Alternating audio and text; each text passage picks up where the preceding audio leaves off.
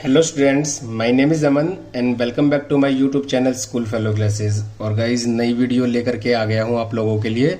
और इस वीडियो में हम करेंगे ये जो रिवीजन हम कर रहे थे, रिव्यू वाला जो चैप्टर था, इसका पार्ट नंबर 2। ये बुक है प्राची पब्लिकेशंस की इंग्लिश ग्रामर के लिए 6th क्लास की। तो चलिए फटाफट से इसको स्टार्ट करते हैं। आई होप कि पार्ट 1 वाली जो वीडियो है वो आपने देख ली होगी और अच्छे से फिल कर लिया होगा। आप लोगों को मैंने होमवर्क भी दिया था, मैं उम्मीद करता हूँ कि आपने अपना होमवर्क कंप्लीट किया होगा। तो चलिए स्टार्ट करते हैं एफ पार्ट से। Pick out the verbs, write whether they are transitive, intransitive और इनकम्प्लीट। काफ़ी बात कर चुके हैं हम कि ट्रांजिटिव वर्ब्स कौन सी होती हैं, इंट्रांजिटिव और इनकम्प्लीट। थोड़ा सा देखेंगे हम। सबसे पहले हम इनमें वर्ब पिक आउट करके बताते हैं। जैसे जैसे हम क्वेश्चन करेंगे मैं आपको थोड़ा थोड़ा बताता चलूंगा कि ट्रांजिटिव, इंट्रांजिटिव और इनकम्प्लीट वर्ब्स क्या होती हैं। The Hunter went into the jungle. देखिए ये कैसी वर्ब है, ये इंट्रांजिटिव है।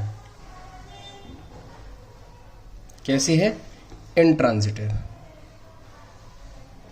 क्यों है ये इंट्रांजिटिव? देखिए इंट्रांजिटिव वर्ब वो होती है जिसको ऑब्जेक्ट की जरूरत नहीं पड़ती। ट्रांजिटिव वर्ब वो है जिसको ऑब्जेक्ट की जरूरत पड़ती है। और इनकम्प्लीट वर्ब को हम हेल्पिंग वर्ब भी बोलते हैं, जैसे इज, आर, एम, बी की कोई फॉर्म, इस तरीके से। द टीचर सीम्ड, इसके बाद कोई ऑब्जेक्ट ही नहीं दिखाई दे रहा है हमको, तो ये तो सिंपली कौन सी हो जाएगी? इंट्रांजिटिव हो जाएगी।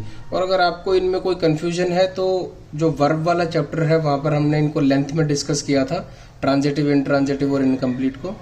द फाइटर प्लेन्स फ्लाई, ये कैसी हो जाएगी? इंट्रांजिटिव। अमन ग्रू वेरी फास्ट, ये भी कैसी हो जाएगी? Intransitive. Hemant broke the glass, यहाँ पर हमको ऑब्जेक्ट देखने को मिल रहा है कि मतलब ये जो ब्रोक है इसने क्या तोड़ा? ग्लास तोड़ा। तो ये एक प्रॉपर ऑब्जेक्ट हमको यहाँ देखने को मिलता है। तो ये कैसी वर्ब हो जाएगी? ये हो जाएगी ट्रांजिटिव। मदर वॉज, ये कैसी हो जाएगी? इनकम्प्लीट हो जाएगी। दीपक एट द फूड क्विकली, दीपक ने क्या खाया? खाना खाया। तो एट जो है ये वर्ब हो जाएगी और ये कैसी होगी? Transitive. The principal is busy, is अभी मैंने बताया था आपको, ये कैसी हो जाएगी? इनकम्प्लीट। फादर गेव, गेव क्या हो जाएगा? इसमें वर्ब हो जाएगी और ये कैसी वर्ब है? ट्रांजिटिव। लास्ट में सम एक्टर्स बिकेम पॉपुलर सडनली, तो बिकेम है, ये कैसी हो जाएगी? ये इंट्रांजिटिव हो जाएगी। आई होप कि आपको क्लियर हो गया होगा। तो चलिए नेक्स्ट क्वेश्चन की तरफ आगे बढ़ते हैं। इंपॉर्टेंट क्वेश्चन है, सब्जेक्ट वर्ब एग्रीमेंट वाले चैप्टर से है ये। इसमें हमको करेक्ट जो है वर्ब की फॉर्म वो पुट करनी है यहाँ पर फिल इन द ब्लैंक्स में। तो बहुत ध्यान से क्वेश्चन करिएगा। सारे रूल्स तो मैं अभी आपको नहीं करवा पाऊंगा, ये जो 5 है इसके बारे में हम जरूर थोड़ा सा डिस्कस कर लेंगे। Neither Vasu nor Akshay dash ready to do the work. जब ऐसा कोई हमको सेंटेंस देखने को मिलता है जिसमें नाइदर नोर का यूज होता है तो वहां पर हम क्या करते हैं? जो वर्ब जहां पर आनी होती है, जैसे यहां पर आएगी अभी वर्ब, तो वर्ब के पास अक्षय है या वासु है? सर वर्ब के पास तो अक्षय ही है, तो अक्षय क्या है? सिंगुलर है। तो वर्ब कैसी आएगी? सर सिंगुलर आएगी। तो क्या हो जाएगा? वाज हो जाएगा। सपोज कीजिए यहाँ पर वासु की जगह बहुत सारे लोग होते हैं, नाइदर आप कह लीजिए कुछ भी होता है, यहाँ पर प्लूरल होता तो भी वर्ब यहाँ पर कैसी आती? सिंगुलर ही आती। लेकिन अगर सपोज कीजिए यहाँ पर कुछ भी हो और यहाँ पर बहुत सारे का एग्जाम्पल होता। थोड़ा सा वीडियो इंटरप्ट हो गया था गाइज। तो कहने का ये मीनिंग है मेरा कि जब नाइदर नोर किसी सेंटेंस में देखने को मिलते हैं तो यहाँ पर जो सब्जेक्ट होगा सिंगुलर होगा तो वर्ब सिंगुलर आएगी।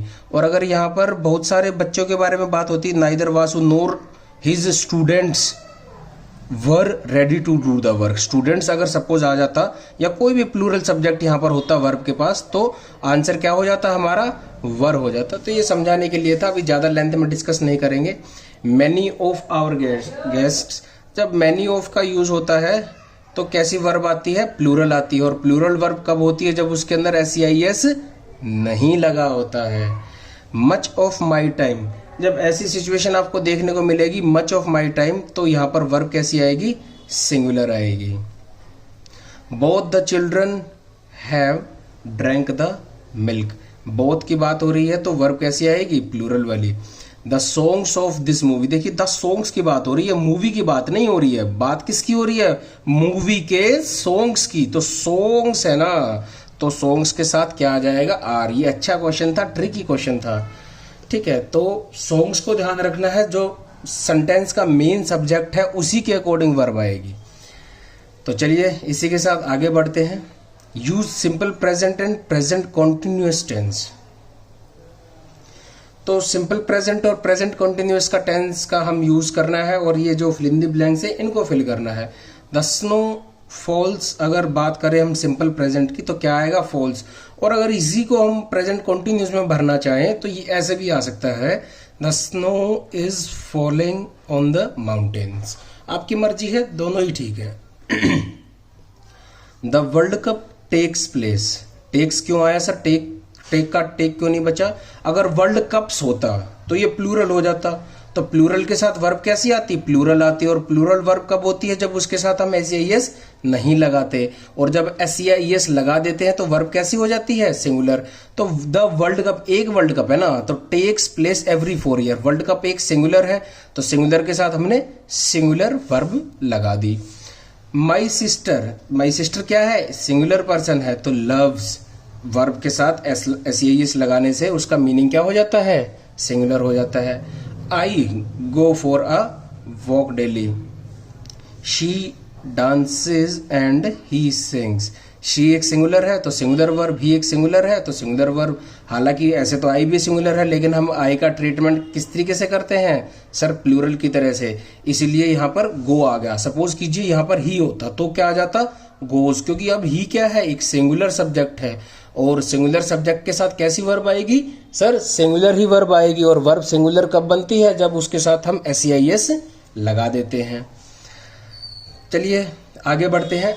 अब इसमें आपको बोला नहीं है कि प्रेजेंट कंटिन्यूअस या सिंपल प्रेजेंट या पास्ट वगैरह, कुछ भी नहीं बोला है। सिंपली आपको बोला है कि करेक्ट फॉर्म ऑफ वर्ब के साथ इसको भरिए। तो अब हम सेंटेंस की सेंस समझेंगे और उसी के हिसाब से वर्ब लगाएंगे। We dash to the grocery shop yesterday. Yesterday यानी कि ये क्या है, पास्ट है।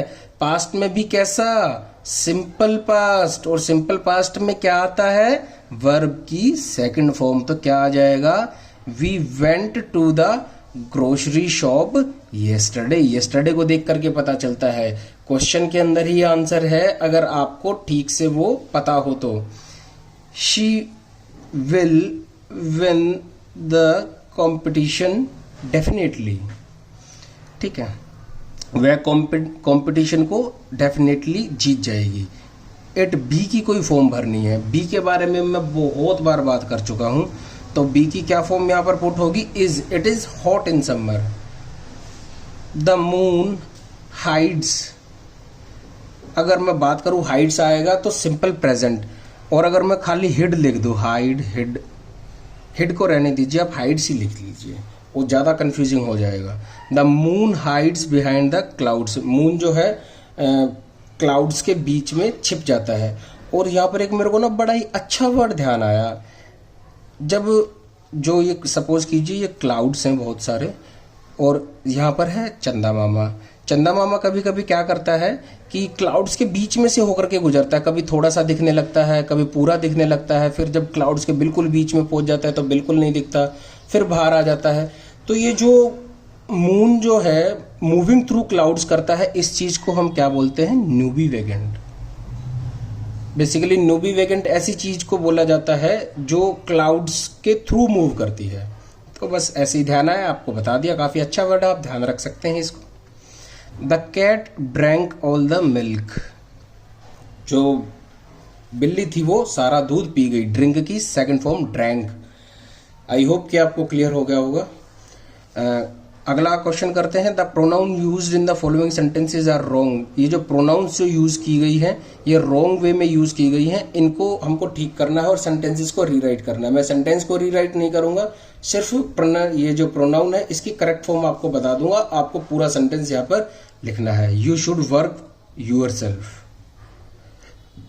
You should work yourself. अगर यहां पर ही होता तो ही शुड वर्क हिमसेल्फ ठीक था, लेकिन अब यू है तो यू जो है वो यूर सेल्फ में ही बदलेगा। और अगर यहां पर ही की जगह शी होता तो यहां पर हिमसेल्फ की जगह क्या आ जाता, हर सेल्फ आ जाता। आई होप कि ये छोटे छोटे बेसिक कंसेप्ट आपको पता होंगे। इस केस में यू था तो क्या आ जाएगा, yourself. He is fatter than I. वैसे पढ़ने में तो ठीक लग रहा है सर, ये इसमें क्या गलती है, इसकी तो सर सेंस भी बन रही है कि वो जो है मुझसे ज्यादा मोटा है, लेकिन ये यहाँ पर क्या है, सब्जेक्ट है, और ये यहाँ पर क्या है, ऑब्जेक्ट है। और प्रोनाउन के चैप्टर में मैंने आपको बताया था कि जब हम सब्जेक्ट लिख रहे होते हैं तो सब्जेक्टिव फॉर्म यूज करते हैं, और जब ऑब्जेक्ट में लिख रहे होते हैं तो ऑब्जेक्टिव फॉर्म यूज करते हैं। ये ही तो ठीक है, he is fatter than I का ऑब्जेक्टिव केस क्या होता है गाइज, मी। तो ये छोटे छोटे रूल्स हैं। Question number 3, this pen is her. Position को दिखा रहा है तो ये पेन किसका है, उसका है, और शी है तो हर है। और अगर सपोज कीजिए हिम होता, दिस पेन इज हिम, और इसको ठीक करने लगते हम तो क्या लिखते, ओ सॉरी हिम नहीं होता, अगर यहाँ पर ही होता तो क्या आ जाता, यहाँ पर हर की जगह हिम आ जाता। तो इस केस में क्या है, this pen is her that is mine, और अगर यहां पर ही होता तो this pen is him that is mine. To drink is a bad habit, तो शी की जगह क्या आएगा, it is a bad habit to drink. The town themself नहीं आएगा, यहां पर इटसेल्फ आएगा। जब नॉन लिविंग थिंग्स की हम बात करते हैं तो हम वहां पर क्या यूज करते हैं, इट का यूज करते हैं। क्वेश्चन नंबर है के, बहुत ही ज्यादा इजी क्वेश्चन है। जैसे हमने नाउन के केस के बारे में बात की थी वैसे ही इनके केस के बारे में बताना है। अगर सब्जेक्ट में यूज हुआ है तो सब्जेक्टिव केस, ऑब्जेक्ट में यूज हुआ है तो ऑब्जेक्टिव केस, और अगर पोजीशन दिखा रहा है तो पॉजेसिव केस। जैसे मोहित एट द आइसक्रीम, इसमें सब्जेक्ट क्या है, मोहित, और ऑब्जेक्ट क्या है, आइसक्रीम, और आइसक्रीम के बारे में ही पूछा है तो ये कैसा केस हो जाएगा, ऑब्जेक्टिव हो जाएगा sir, very easy. Father praised Karan for his hard work, ये क्वेश्चन शायद हम पहले भी कर चुके हैं। फादर क्या है, इसमें सब्जेक्ट है, करण क्या है, ऑब्जेक्ट है, तो ये कैसा केस हो जाएगा, objective. The dog bits boys leg, वैसे तो अगर ये बॉयज लेग की बात करूं तो ये ऑब्जेक्ट है, लेकिन खाली इसमें क्या पूछा है, बॉयज, और एपेस्ट्रोफी एस है यहाँ पे, तो ये कैसा केस हो जाएगा सर, ये पॉजेसिव हो जाएगा। नाइस, तो ये इंपॉर्टेंट क्वेश्चन है। The answer is correct, answer क्या है इसमें, सब्जेक्ट, तो सब्जेक्टिव केस हो जाएगा। और इस चैप्टर का last question, the table is green, table क्या है यहाँ पे सर, टेबल तो सब्जेक्ट है, तो ये केस कैसा हो जाएगा सर, ये सब्जेक्टिव हो जाएगा।